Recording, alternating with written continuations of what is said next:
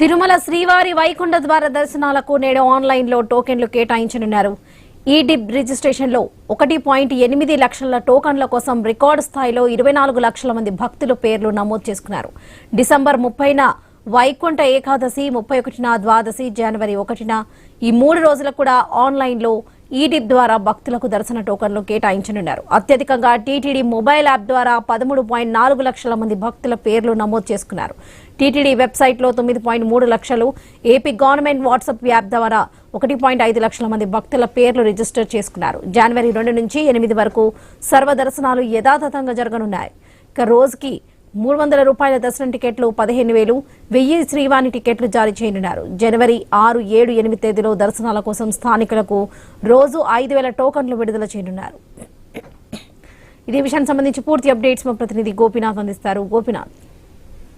వరలక్ష్మి వైకుంఠ ఏకాదశి అంటేనే తిరుమలలో అత్యంత వైభవంగా జరుగుతుంది. టీటీడీ ఎన్నో రకాల చర్యలు తీసుకుంటుంది. ఇలవైకుంఠ తిరుమల వెంకటేశ్వర స్వామి దర్శనంలో సంవత్సరానికి 2 రోజుల పాటు జరిగేటటువంటి ఏకాదశి, ద్వాదశికి సంబంధించి లక్షలాది మంది భక్తులు తిరుమలకు వస్తారు. ఇసుకేస్తే రాలనేటువంటి జనం తిరుమలకు వచ్చి ఆ మోక్ష మార్గమైనటువంటి వైకుంఠ ద్వారాల గుండా వెళ్లాలనేది ప్రతి భక్తుడికి కోరిక. జీవితంలో ఒకసారైనా సరే ఆ వైకుంఠ ద్వారాలు వెళ్లాలనేది వాళ్ళ ఇష్టదైవంగా భావిస్తారు. అయితే అంత ప్రయారిటీ ఉన్నటువంటి నేపథ్యంలో గతంలోనే 10 రోజుల పాటు కూడా ఈ వైకుంఠ ద్వారాలు తెరిచే ఉంచాలి. భక్తులు ఆ 2 రోజులు మాత్రమే తిరుమలకు వస్తే తోపులాట్లు, తొక్కిసాట్లు జరుగుతున్నాయి. కాబట్టి కొన్ని చర్యలు తీసుకొని గతంలోనే 10 రోజుల పాటు కూడా వైకుంఠ ద్వారాలను ఏర్పాటు చేయడం జరిగింది.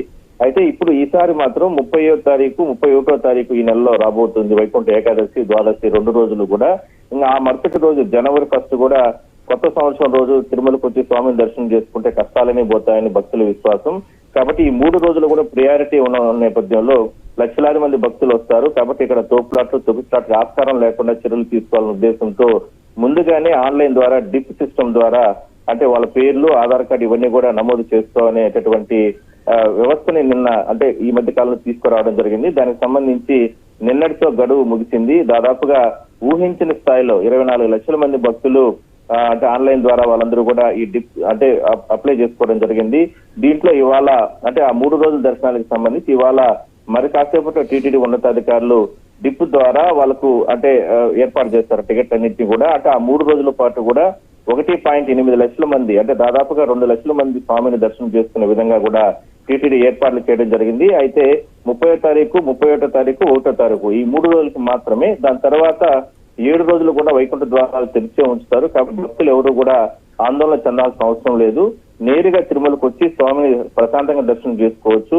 300 రూపాయలు కావచ్చు, ఇట్లా ప్రత్యేక ప్రైవేట్ దర్శనాలు ఇవన్నీ కూడా ఏర్పాటు జరుగుతాయి. కాకపోతే ప్రివిలేజ్ దర్శనాలు ఏదైతే ప్రోటోకాల్ దర్శనాలు ఉంటాయో వాటిపైన మాత్రం అంటే రద్దు చేసే అవకాశం అయితే ఉంటుంది. కాబట్టి ఆ రకంగా నిర్ణయం తీసుకోవడం జరిగింది. దానివల్ల ఊహించిన స్థాయిలో 24 లక్షల మంది భక్తులు ఇవాళ అప్లై చేసుకుంటే ఇవాళ వాళ్ళకందరికీ కూడా ఆన్లైన్ డిప్ ద్వారా అంటే లక్కీ డిప్ ద్వారా 2 లక్షల మందికి దర్శనాన్ని కల్పించే విధంగా కూడా ఏర్పాటు చేస్తారు. సో మొత్తం మీద ఈసారి మాత్రం వైకుంఠ ఏకాదశి సందర్భంగా ఒక కొత్త విధానంతో టీటీడీ ఈ రకంగా చర్యలు తీసుకోవడం జరిగింది. వరలక్ష్మి.